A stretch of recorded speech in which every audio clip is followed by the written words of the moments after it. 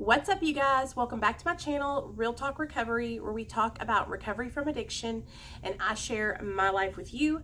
My name is Nicole and I am a recovering addict. My sobriety date is July 13th of 2015.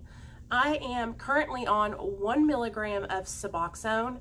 I got on Suboxone July of 2015, or maybe it was August.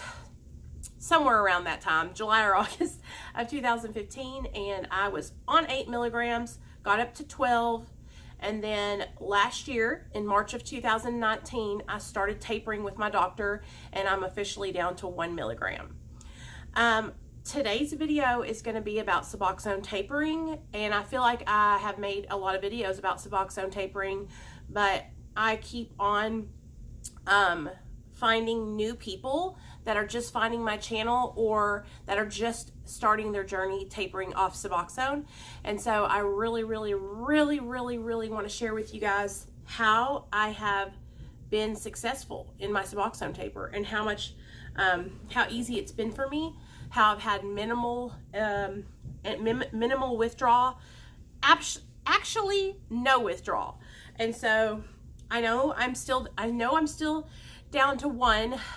What I'm doing right now is alternating 0.5 one day, and I'm just kind of like going back and forth trying to see if I'm ready to go down to the 0.5. I haven't officially dropped to 0.5 though, because when I do my taper, I only drop every 90 days. And I know for some of you guys who are impatient, that is hard to stay at the same milligram for 3 months. But I'm telling you guys something right now, it has helped me so much. I haven't had any problems dropping each drop. I haven't had any discomfort. I haven't had any anxiety, nothing. Like, it's been such an easy transition. And so I just really want to basically reiterate and just drive home the concept that the slower you go, the better. You're giving your body time to adjust and ease into that transition and drop.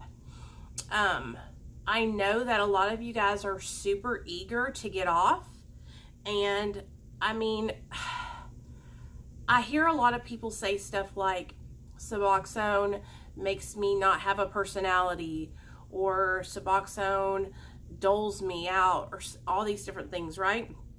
And while I understand that for some people it has like a reverse effect after a prolonged period of use, I haven't experienced like that lack of personality or emotion.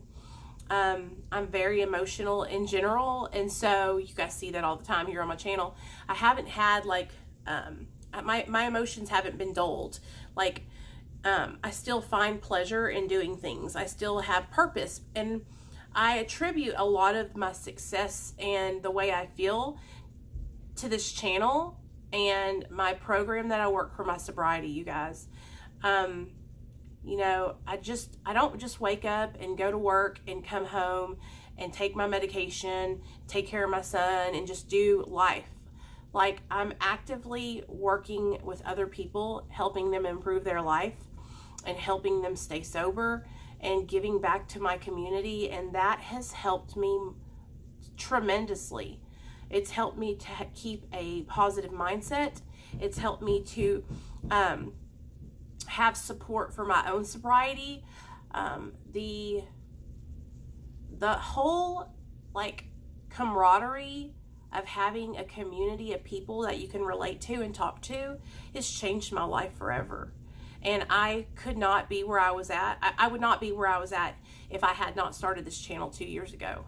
And that is the honest to God truth. Another thing is, like, I'm completely honest with myself. When I'm having a struggle, or I'm feeling anxiety, or I'm thinking of using or having triggers, I really pay attention to the way I feel now.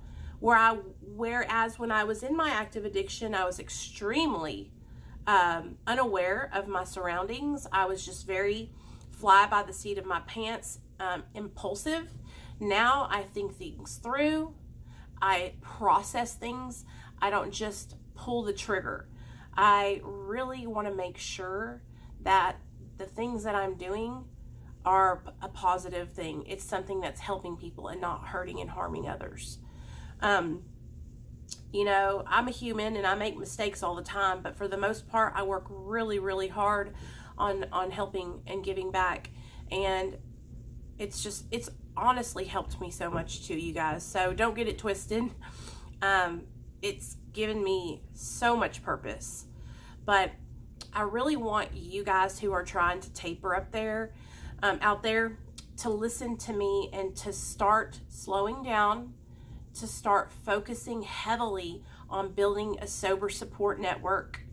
I'm talking, I want you to have a phone book with at least 20 phone numbers in it of people that you can reach out and talk to when you're struggling. I want you to have a home group, whether it be in a 12-step fellowship, whether it be here at Real Talk Recovery on Friday nights, whether it be at Mara, whatever you find. I want you to have a group of people that know you, that you can meet with on a weekly basis and have sobriety support and talk with, because you're going to need those people when you get down on lower on your medication. Those people are going to be there to support you. I also want you to make sure that you are letting your doctor know that you're tapering.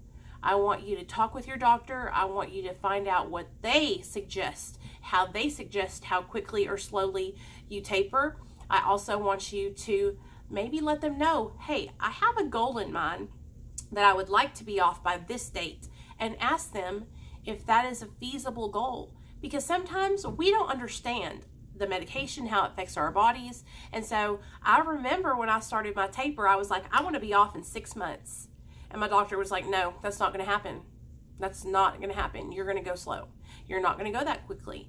And I'm so glad that I have actually listened to my doctor, you guys, because I have seen so many people jump off too quickly. They went way too quickly on their taper, and then they ended up either relapsing and dying, or having to get back on, which, like I said, there's no shame in having to get back on Suboxone, but I'm hoping that I can save myself that trip backwards. I want to just go ahead and do it right at the beginning, slow, take my time, and make sure that I am 100% ready to take on the day without that medication, okay? I also don't think a lot of us realize how much Suboxone helps us during the day. I mean, I didn't even realize it until I got down to these lower milligrams, till I got down to 1 milligram. I didn't realize how much it gave me, just like an overall lifted mood, you know. And now that I'm lower on the totem pole on these milligrams, I can really tell that I don't have that medication, as you know, it's not lasting me like it was throughout the day when I was on 6, 4, 2 even milligrams. It's like by the middle of the day, I can tell that the medication's not lasting. It's like I'm feeling sluggish and I'm yawning, and I never had that before. So I'm also doing a lot more activities now than I was when I first got on Suboxone. I had gotten really stagnant for a long time, and now I'm trying to work out and I'm trying to stay active. Except for today, today's laundry day, y'all. So I'm just in my pajamas. I just got out of the shower, and I'm just doing laundry all day because tomorrow is the beginning of a new week. But you know, I'm even going to go as far as to say this. I'm going to start a Suboxone Taper, group. Okay. And, yeah, I'm going to start a Suboxone Taper group on Facebook, I think, you guys.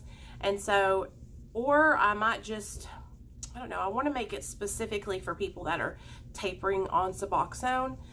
I might do it through Patreon. I don't know. I'm going to have to figure that out, but I'm thinking I might make it more personal to where it's through Patreon and it's a separate group, or a separate group on Facebook. I'm not sure, but leave me comments down below if you think that that's something you could benefit from, is having a group of people that you can bounce ideas off of that are tapering also. That way, for those of the people on my channel that are not tapering, that are not even wanting to taper, you can have your own group where you can talk about that, and we're not going to discourage or affect other people that are staying on the medication, because that's never my intention. I don't want to discourage anyone that is on Suboxone who doesn't want to get off. If that is where you're at, I support that 100%. I support you doing what is best for you. I only know what's best for me. I don't know what's best for you. I also was talking to my good friend last night. She works for an abstinence-based treatment center. And we were talking about maintenance medication, because her and I both used maintenance to get sober. She is off of methadone and has successfully stayed off and is doing amazing. And I'm on my way off Suboxone. But we were talking about, you know, a lot of the times in these meetings and stuff, people will make you feel as if the reason why you're relapsing and the reason why, you know, things are not going right is because you just don't want to be sober enough. Just so you guys know, this video is going to be too long, and I want y'all to watch the whole video. The next video, we're going to talk about that. I'm going to upload a video after this one, and it's going to be all about that whole mentality of you just must not want it enough, and how that is not even true and makes absolutely no sense. So, because addiction is a disease, y'all. So I got y'all. I got some good ideas for content coming out. I just want y'all to know, here on Real Talk Recovery, it's about all-inclusive recovery, supporting each other no matter where we're at in our recovery, realizing that not everybody is the same, and that some people need different forms of treatment, and just being there to support each other. So for those of you guys that are part of my Patreon, I'll see y'all at 7 o'clock tonight. We're having a patron-only live stream.